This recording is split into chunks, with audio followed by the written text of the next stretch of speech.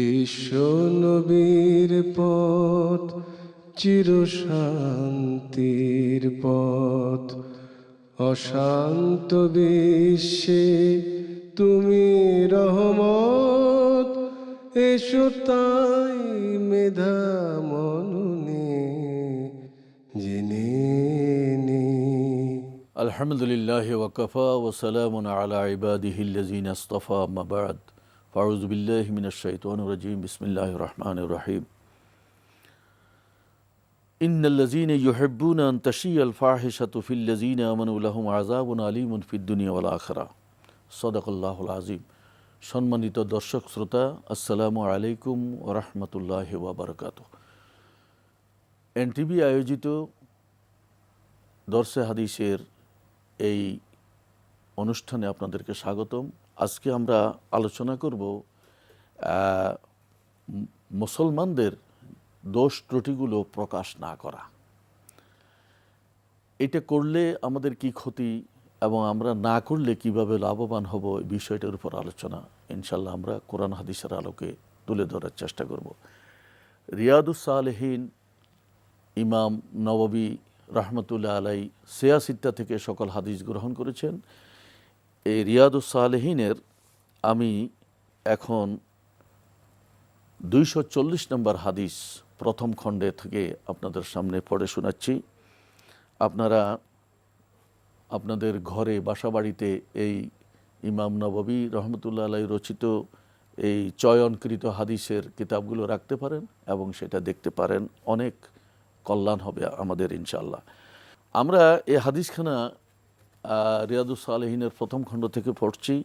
আন আবি হুরায়রা রাদিয়াল্লাহু তাআলা আনহু আনিন নবী সাল্লাল্লাহু আলাইহি ওয়াসাল্লাম قال লা ইয়াসতুরু আবদুন আবদান ফিদ দুনিয়া ইল্লা সাতারাহুল্লাহু ইয়াউমাল কিয়ামাহ। আবু হুরায়রা রাদিয়াল্লাহু আনহু থেকে বর্ণিত, নবী করিম সাল্লাল্লাহু আলাইহি ওয়াসাল্লাম বলেন, যে বান্দাই অন্য বান্দার দোষ ত্রুটি এ পার্থিব জগতে গোপন রাখবে, আল্লাহ কিয়ামতের দিন তার দোষ ত্রুটি গোপন রাখবেন। সুবহানাল্লাহ। রাসূলুল্লাহ সাল্লাল্লাহু আলাইহি ওয়াসাল্লাম বললেন যে কোনো মুসলমান, সেই নর বা নারী, অন্য মুসলমানের কোনো দোষ ত্রুটি জানার পরেও সেটা কারো কাছে প্রকাশ করলো না, গোপন রাখলো, তাহলে তার কি ফায়দা হবে? এই যে গোপন রাখলো আরেক ভাইয়ের দোষটি, আল্লাহ তাআলা যে ব্যক্তি গোপন রাখলো তার দোষগুলো কিয়ামতের দিবসে প্রকাশ করবেন না। আল্লাহ তাআলাও সেটা গোপন করে ক্ষমা করে দিবেন। সুবহানাল্লাহ। তো আমরা এই বিষয়ে আরও হাদিস ইনশাল্লাহ পড়ব। আমরা এখান থেকে শিক্ষা গ্রহণ করব। এর আগে সূরা আন-নূরের 19 নম্বর আয়াত আমি আপনাদের সামনে তেলাওয়াত করেছিলাম। সেই আমরা আয়াতটার অর্থ দেখে নিই। সেখানে আল্লাহ তাআলা কি বলেন? ইন্নাল্লাযিনা ইউহিব্বুনা আন তাশিয়াল ফাহিশাতা ফিল্লাযিনা আমানু। যেসব লোক, যে সমস্ত মানুষ মুমিন মুসলমানদের মধ্যে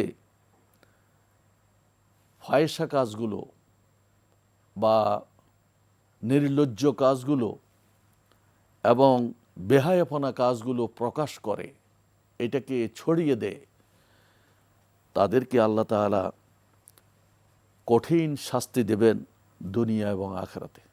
রাসূল করিম সাল্লাল্লাহু আলাইহি ওয়াসাল্লাম বলেছেন যে, আবু হুরায়রা রাদিয়াল্লাহু তাআলা থেকে হাদিস, যে আমার উম্মতের সবার গুনাহ মাফ হবে, কিন্তু দোষ ত্রুটি প্রকাশকারীদের গুনাহ মাফ হবে না।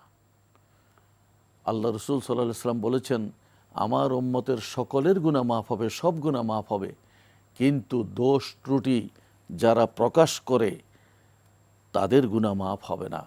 এটা একটা ভয়াবহ কথা আমাদের জন্য। আমরা কিন্তু এইসব ব্যাপারে লক্ষ্য করি না, চিন্তাও করি না।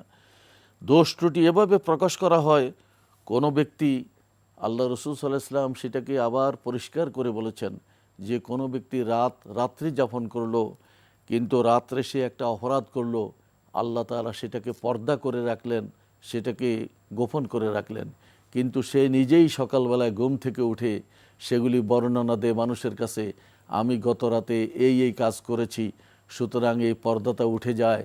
আল্লাহ তাআলা বলেন যে আমার আর দায় দায়িত্ব নেই, সে নিজের দোষ নিজেই প্রকাশ করে সাক্ষী করে নিয়েছে, সুতরাং এখন তার আর ক্ষমা নাই। অথচ আল্লাহ তাআলা এটাকে গোপন করে রেখেছিলেন, পর্দা করে রেখেছিলেন। কি পরিমাণ সে একটা ভয়াবহ দোষ করলো, যে দোষের কারণে সে আজকে এখন ধরা পড়ে গেল এবং তার আর ক্ষমার কোনো ব্যবস্থা নেই। হ্যাঁ, সে যদি চিরতরে তওবা করে ফিরে আসে সেটা ভিন্ন কথা। এমনিভাবে আল্লাহ রসুল সাল্লাল্লাহু আলাইহি সাল্লাম আরেকখানে হাদিসে বলেছেন, একজন স্বামী স্ত্রীর কথা বলেছেন যে স্বামী রাত্রি যাপন করলো তার স্ত্রীর বিছানায় এবং স্ত্রী রাত্রি যাপন করলো, শয্যা গ্রহণ করলো স্বামীর বিছানায়। তারা কেমনে কি করেছে, কি গোপন কাজগুলো করেছে, এই ব্যক্তি অথবা এই নারী তার বান্ধবীদের কাছে বা এই পুরুষ তার বন্ধুদের কাছে গিয়ে সেটাকে আনন্দ করে করে সেই কথাগুলো প্রকাশ করে দেয়। আল্লাহ রসুল সাল্লাল্লাহু আলাইহি সাল্লাম বলেন, এই ব্যক্তি হাসরের ময়দানে সবচেয়ে নিকৃষ্ট ব্যক্তি হিসেবে পরিচিত হবে, কারণ সে নিজের স্বামী স্ত্রীর গোপনীয় তথ্য মানুষের কাছে প্রকাশ করে দিয়েছে। আমাদের সমাজে এমনও অনেক লোক আছে যারা বুঝে না, জানে না, ইসলামের শিক্ষা তাদের মধ্যে নেই। এই হাদিস যদি জানতো, এই বিষয়গুলো যদি তারা জানতো, তাহলে এই ভয়াবহ বিষয়টা তারা এটা প্রকাশ করতো না। হযরত আনাস রাদিয়াল্লাহু তাআলা আনহু রাসূলুল্লাহ সাল্লাল্লাহু আলাইহি সাল্লামের খাদেম ছিলেন। আল্লাহ রসুল সাল্লাল্লাহু আলাইহি সাল্লাম আনাসকে খুঁজে না পেয়ে তাকে দেখতে গেলেন কোথায় আছে। তখন দেখলেন যে আনাস রাদিয়াল্লাহু তাআলা তার বন্ধুদের সাথে, ছোট মানুষ খেলাধুলা করছেন, সব বাচ্চারা খেলাধুলা করছে। আল্লাহ রসুল গিয়ে সকল বাচ্চাদেরকে সালাম দিলেন এবং আনাস রাদিয়াল্লাহু তাআলাকে ডাকলেন, ডেকে কানে কানে কিছু কথা বললেন, এক জায়গায় পাঠাইলেন। এখন আনাস রাদিয়াল্লাহু তাআলা ওই কাজটা করে আসলেন, রাসূলুল্লাহ সাল্লাল্লাহু আলাইহি ওয়াসাল্লামের কাছে রিপোর্ট করলেন যে, ইয়া রাসূলুল্লাহ, আপনার বার্তা আমি পৌঁছে দিয়েছি এবং আমি আমার আম্মার কাছে চলে যাই। বলে, যাও। কিন্তু তার আম্মার কাছে ফেরত যাওয়ার পরে আম্মা বলছেন যে, তুমি এত দেরি করে আসছো কেন? তখন আনাস রাদিয়াল্লাহু তাআলা বলেন যে, আমাকে রাসূলুল্লাহ সাল্লাল্লাহু আলাইহি ওয়াসাল্লাম একটি কাজে পাঠিয়েছিলেন, সেজন্য আপনার কাছে আসতে দেরি হয়েছে আম্মাজান। তখন বলে যে, সেটা কি কাজ? আনাস রাদিয়াল্লাহু তাআলা বলেন, সেটা একটি গোপনীয় কথা, সেটা কারো কাছে বলা যাবে না। আনাস রাদিয়াল্লাহু তাআলা আম্মার জান বললেন, হ্যাঁ, তুমি সাবধান হয়ে যাও, কারো কাছে বলবে না। রাসূলুল্লাহ সাল্লাল্লাহু আলাইহি ওয়াসাল্লাম যেটা তোমার কাছে গোপন কথা বলেছেন, সেটা কারো কাছে এই সংবাদ দিবে না, এটা বলা যাবে না, গোপন কথা। এই একটা শিক্ষা আমাদের মধ্যে রয়েছে। আরেকটা হাদিসের আমরা যদি বলি, সেখানে একটা বড় হাদিস রয়েছে আমাদের জন্য। রাসূলুল্লাহ সাল্লাল্লাহু আলাইহি ওয়াসাল্লাম, এটাও রিয়াদুস সালেহিনের হাদিস, যে রাসূলুল্লাহ সাল্লাল্লাহু আলাইহি সাল্লামের স্ত্রীগণকে নিয়ে একটা মজলিসে তিনি বসেছিলেন, স্ত্রীদের সঙ্গে গল্প করেছিলেন, সকল স্ত্রী সেখানে উপস্থিত ছিল। এমন সময় হযরত ফাতেমা রাদিয়াল্লাহু আনহা, নবী করিম সাল্লাল্লাহু আলাইহি সাল্লামের প্রাণাধিক স্নেহের কন্যা ফাতেমা রাদিয়াল্লাহু তাআলা সেখানে আসলেন। আসার পরে রাসূলুল্লাহ সাল্লাল্লাহু আলাইহি সাল্লাম তার ডানে অথবা বামে তাকে বসার জায়গা করে দিলেন এবং খোশ আমদেদ জানিয়ে বললেন যে, আমার প্রিয় কন্যা, তোমাকে খোশ আমদেদ, তুমি কী জন্য এখানে এসেছো? তো বলে যে, না, আমি আপনার সঙ্গে দেখা করতে এসেছি। তখন আল্লাহ রসুল সাল্লাল্লাহু আলাইহি সাল্লাম ফাতেমা রাদিয়াল্লাহু তাআলার কানে একটা কি যেন বললেন। ফাতেমা রাদিয়াল্লাহু তাআলা কান্না আরম্ভ করে দিলেন। উনার কান্না দেখে আবার রাসূলুল্লাহ সাল্লাল্লাহু আলাইহি সাল্লাম তার কানে যেন গোপনে কিছু কথা বললেন। তখন ফাতেমা রাদিয়াল্লাহু তাআলা ফাতেমা রাদিয়াল্লাহু আনহা তখন কি করলেন? হেসে দিলেন। রাসূলুল্লাহ সাল্লাল্লাহু আলাইহি সাল্লাম যখন স্ত্রীদের মজলিস থেকে উঠে গেলেন, তখন হযরত আয়েশা রাদিয়াল্লাহু আনহা ফাতেমাকে জিজ্ঞাসা করলেন যে, আপনার কাছে রাসূলুল্লাহ সাল্লাল্লাহু আলাইহি সাল্লাম কানে কানে কি বলেছেন? বলে, এটা আমার আর রাসূলুল্লাহ সাল্লাল্লাহু আলাইহি সাল্লামের মধ্যের কথা, এটা বলা যাবে না, এটা গোপন কথা। তখন আয়েশা রাদিয়াল্লাহু তাআলা আনহা আর দ্বিতীয়বার তাকে বললেন না যে এটা তিনি আর জিজ্ঞাসা করলেন না, তিনি চুপ হয়ে গেলেন। আল্লাহ রসুল সাল্লাল্লাহু আলাইহি সাল্লাম যখন ইন্তেকাল করলেন, মা আয়েশা রাদিয়াল্লাহু তাআলা ওই কথাটা স্মরণ রেখেছেন এবং ফাতেমা রাদিয়াল্লাহু আনহার কাছে গিয়ে বললেন, ওই যে একদিনের ঘটনা, আমার হক রয়েছে আপনার কাছে, সেই কথাগুলো আমার কাছে কি বলবেন কি? এখন তো আল্লাহ রসুল দুনিয়াতে নেই। তখন ফাতেমা রাদিয়াল্লাহু তাআলা বললেন, হ্যাঁ, এখন আমি আপনার কাছে এটা বলতে পারি, এটা এখন প্রকাশ করতে পারি। বলে, সেটা কি? যে যখন আমার কানে কানে প্রথম বলেছিলেন যে জিবরাইল আলাইহিস সালাম আমাকে প্রতি বছর একবার কোরআন শরীফ শোনান, কিন্তু এই বছর আমাকে 2 বার শুনিয়েছেন। এতে আমার মনে হচ্ছে যে আমার সময় ঘনিয়ে আসছে, আমি আর বেশি দিন দুনিয়াতে থাকবো না, আমার হায়াত ফুরিয়ে আসছে। তো তোমাকে আমি নসিহত করে যাই যে তোমার যা যা আমি জীবনে তোমাকে উপদেশ দিয়েছি সেই উপদেশগুলো তুমি রক্ষা করবে এবং সেগুলোর উপর আমল করবে। তখন এটা শুনে আমি কান্না শুরু করে দিই। আল্লাহ রসুল সাল্লাল্লাহু আলাইহি ওয়াসাল্লাম আমার কান্না দেখে আবার আমার কানে কানে এসে কিছু কথা বললেন। তখন তিনি আমাকে বললেন যে তুমি কেঁদো না, আমি তোমার উত্তম উত্তরসূরি। আমাকে আল্লাহ তাআলা জানিয়েছেন যে তোমাকে আখিরাতে সমস্ত নারী জাতির সর্দার বানানো হয়েছে, অচিরেই তোমার সাথে আমার দেখা হবে জান্নাতে, সুতরাং তুমি কেঁদো না। আমি তখন হেসে উঠলাম। আমি এই কথাগুলো সেদিন যেহেতু আমার আর আল্লাহর নবীর মধ্যে ছিল, এটা আমি গোপন রেখেছি, আমি এটা দুনিয়াতে প্রকাশ করি নাই। রাসূলুল্লাহ সাল্লাল্লাহু আলাইহি ওয়াসাল্লামের ইন্তেকালের পরে এখন আপনাকে এ কথাগুলো আর বলতে কোনো অসুবিধা নেই। তো ইসলামী শরীয়তে গোপন কথা ফাঁস করার জন্য বা বলে দেওয়ার জন্য নিষেধ করা হয়েছে। এটা হারাম, এটা একটা কবিরা গুনাহ। যে ওঁত পেতে থাকা, কারো বিষয়ে গোপন তথ্য ফাঁস করা এবং তাকে লজ্জিত করা, মানুষের সামনে অপমান অপদস্থ করা, কোনো মোমেনকে অপমান অপদস্থ করতে পারে না। কারণ এক মমিন আরেক মমিনের ভাই, এক মুসলিম আরেক মুসলিমের ভাই। যেই ব্যক্তি তার দোষ ত্রুটি গোপন করবে, আল্লাহ তাআলা হাসরের ময়দানে তার দোষ ত্রুটি গোপন করার ওয়াদা দিয়েছেন। সুতরাং আল্লাহর ওয়াদার চেয়ে আর কার ওয়াদা সবচেয়ে সত্য এবং কার ওয়াদা বড়? আল্লাহ তাআলা অবশ্যই যেই ব্যক্তি আরেকজনের দোষ ত্রুটি গোপন করবেন, তাকে আল্লাহ তাআলা হাসরের ময়দানে তার দোষ ত্রুটি প্রকাশ করবেন না, সেটা গোপন করে ক্ষমা করে দিবেন। আল্লাহ তাআলা বলেছেন যে তোমরা মুমিনদের দোষ ত্রুটি খুঁজে বের করো না, সেটাকে তোমরা বের করতে চেষ্টা করো না। হাদিস শরীফে আল্লাহ রসুল সাল্লাল্লাহু আলাইহি ওয়াসাল্লাম এরকম বহু হাদিস বলেছেন।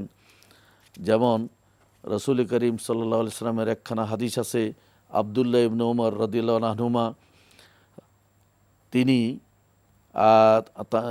এই হাদিস বর্ণনা করছেন যে ওমর রাদিয়াল্লাহু তাআলা আনহু তার কন্যা যখন হাফসা রাদিয়াল্লাহু তাআলা আনহা তিনি বিধবা হয়ে গেলেন, তখন ওমর রাদিয়াল্লাহু তাআলা আনহু তিনি ওসমান রাদিয়াল্লাহু তাআলার কাছে গেলেন যে হাফসাকে আমি আপনার কাছে বিবাহ বন্ধনে আবদ্ধ করতে চাই। তখন ওসমান রাদিয়াল্লাহু তাআলা বললেন, এটা আমি পরে জানাবো আপনাকে। তখন তিনি কিছুদিন পরে ওসমান রাদিয়াল্লাহু তাআলার সাথে সাক্ষাৎ করলেন। সাক্ষাতের পরে তিনি বললেন যে আমি সিদ্ধান্ত নিয়েছি এখন আমি আর বিয়ে করব না। তখন তিনি আবু বকর রাদিয়াল্লাহু তাআলার কাছে গেলেন যে আমি হাফসাকে আপনার কাছে বিয়ে দিতে চাই, আপনার দাম্পত্য সাথী করতে চাই। তখন আবু বকর রাদিয়াল্লাহু তাআলা কিছুই বললেন না, যে আমি পরে জানাবো। কিন্তু আবু বকর রাদিয়াল্লাহু তাআলা আর এটা জানালেন না। তখন এক পর্যায়ে রাসূলুল্লাহ সাল্লাল্লাহু আলাইহি ওয়াসাল্লাম পয়গাম পাঠালেন হাফসা রাদিয়াল্লাহু তাআলা আনহাকে বিয়ে করবেন এবং তার সহধর্মিণী করবেন, মুসলিম জাতির আম্মাজান বানাবেন। তখন হযরত ওমর ফারুক রাদিয়াল্লাহু তাআলা আনহু হাফসা রাদিয়াল্লাহু আনহাকে রাসূল পাক সাল্লাল্লাহু আলাইহি ওয়াসাল্লামের সাথে পরিণয় সূত্রে আবদ্ধ করলেন। তখন আবু বকর রাদিয়াল্লাহু তাআলা আনহু তাকে বললেন যে আমি যে চুপ ছিলাম, আপনি কি বুঝতে পেরেছেন? আপনি আপনার কন্যার বিবাহ বন্ধনে আমাকে আবদ্ধ হতে বলেছিলেন, কিন্তু আমি রাসূলুল্লাহ সাল্লাল্লাহু আলাইহি ওয়াসাল্লামের একটা মজলিসে এই ধরনের আলোচনা শুনেছি যে আল্লাহ রসুল সাল্লাল্লাহু আলাইহি ওয়াসাল্লাম হাফসা যখন বিধবা হয়ে যান তখন তাকে বিয়ে করার আগ্রহ প্রকাশ করেছেন। আমি এই জন্য কোনো কথা বলিনি, আপনি মনে কষ্ট নেবেন না। কারণ এই ধরনের গোপনীয় বিষয় যেটা এক জায়গায় আলোচনা হয়েছিল, সেটা আমি এইভাবে কোথাও প্রকাশ করতে পারি না, এটা করা নিষেধ। এটা আল্লাহ রসুল সাল্লাল্লাহু আলাইহি ওয়াসাল্লাম আমাদেরকে শিক্ষা দেন নাই। এমনিভাবে আমরা আরও হাদিস পাই রাসূলুল্লাহ সাল্লাল্লাহু আলাইহি ওয়াসাল্লামের কাছ থেকে যে আল্লাহ তাআলা ওয়াদা ভঙ্গকারীকে পছন্দ করেন না। সেজন্যই আমরা যখন ওয়াদা করব, দুজনের মধ্যে কোনো কথা হবে, এটা আমরা অন্যের কাছে বলে বেড়াবো না। এটা এই জন্য একজন কবি বলেছেন যে আমার কাছে অনেকের তথ্য জমা থাকে, কিন্তু আমি কারো তথ্য কারো কাছে ফাঁস করে দেই না। ওয়াফেতিয়ানে সেদকিন লাস্তু মুতলিয়া বাজিহিম আলা সিররে বাজিন গাইরা আন্নি জামাওহা। আমার কাছে অনেক আমানত থাকে, অনেকের অনেক কথা, অনেক সম্পদের আমানত থাকে, কিন্তু একজনের আমানতের কথা আমি আরেকজনের কাছে বলি না। আমরা আমানত বলতে কি বুঝি? আমানত মানে আমরা মনে করি যে ধন সম্পদ বা টাকা পয়সা না। মানুষের কথার আমানত আছে, মানুষের গোপন সলা পরামর্শের আমানত আছে। এই আমানতগুলো আমি কারো কাছে একজনেরটা আরেকজনের কাছে প্রকাশ করি না, কারণ এটা আল্লাহ রসুল নিষেধ করেছেন, আল্লাহ তাআলা নিষেধ করেছেন। আমরা হযরত আব্দুল্লাহ ইবনে আবি বালতা রাদিয়াল্লাহু তাআলা আনহুর একটা কথা যদি এই হাদিসখানা এখানে প্রাসঙ্গিক এবং প্রসঙ্গক্রমে সেটা যদি আমরা তুলে এনে শিক্ষা গ্রহণ করি, তাহলে আমাদের কাছে অনেক সুন্দর একটা বিষয় আমরা জানব যে হযরত আব্দুল্লাহ ইবনে আবি বালতা রাদিয়াল্লাহু তাআলা আনহু তিনি বদরি সাহাবী ছিলেন, তিনি হিজরত করেছেন। সুতরাং মুহাজিরদের যে সম্মান মর্যাদা সেটা খুবই উচ্চে, এবং বদরি সাহাবীদের সম্মান সকল সাহাবীদের উপরে তাদের সম্মান আপনার স্বর্ণালঙ্কারে লেখা রয়েছে। আল্লাহ রসুল সাল্লাল্লাহু আলাইহি সাল্লাম বদরি সাহাবীদের ব্যাপারে বলেছেন তাদের ব্যাপারে কোনো আপোষ নেই, তারা সবার ঊর্ধ্বে তাদের স্থান। কিন্তু আবি বালতা রাদিয়াল্লাহু তাআলা আনহু বদরি সাহাবী, বদরের যুদ্ধে অংশগ্রহণ করেছেন এবং হিজরতও করেছেন। কিন্তু মক্কা বিজয়ের ব্যাপারে, মক্কাতে আল্লাহ রসুল সাল্লাল্লাহু আলাইহি সাল্লাম মক্কা সেখানে বিজয় করবেন, সেখানে সমস্ত সাহাবীদের নিয়ে তিনি যাবেন, এবং মক্কা তাদের, যেহেতু রাসূলুল্লাহ সাল্লাল্লাহু আলাইহি ওয়াসাল্লাম মক্কাতে ছিলেন, এটা তার মাতৃভূমি, সেটাকে পুনরুদ্ধার করতে হবে।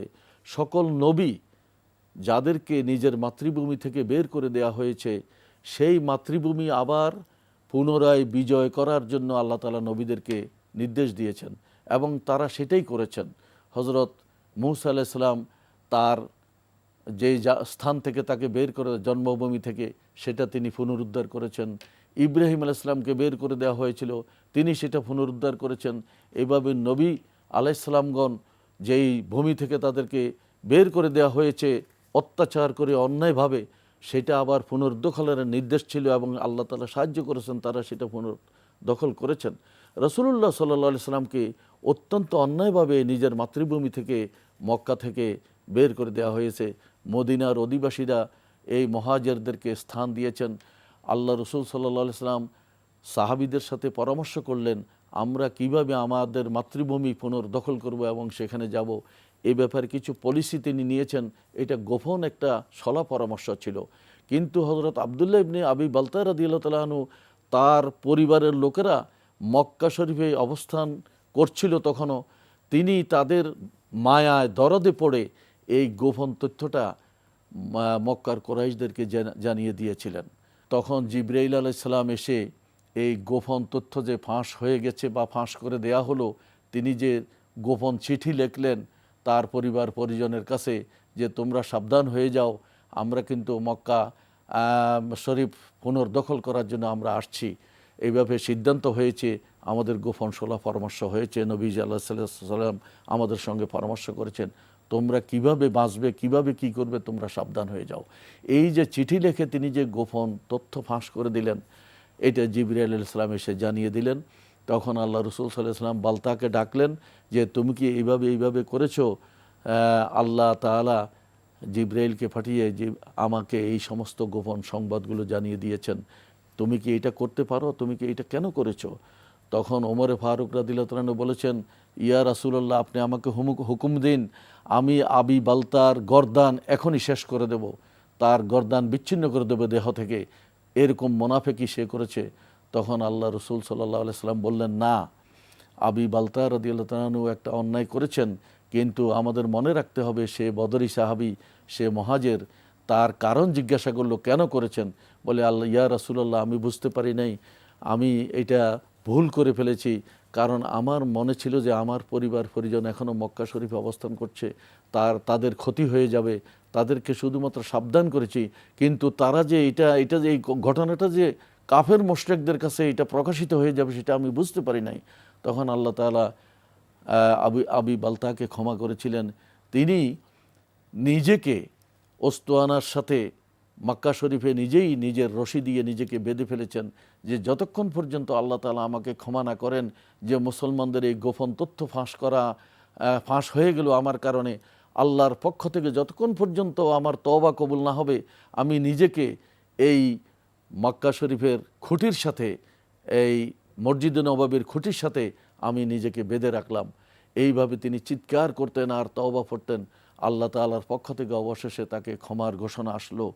কিন্তু এখান থেকে আমরা একটা বড় শিক্ষা পেয়ে থাকি যে কোনো গোপনীয় বিষয়, ইসলামের ক্ষতি হবে বা এক মুসলমানের ক্ষতি হবে, আরেক ভাইয়ের ক্ষতি হবে, সেই গোপন বিষয়গুলো আমরা কোনোদিনও ফাঁস করতে পারবো না। এই ব্যাপারে নিষেধাজ্ঞা আছে, এটাকে হারাম বলা হয়েছে, এটা কঠিন গুনাহ।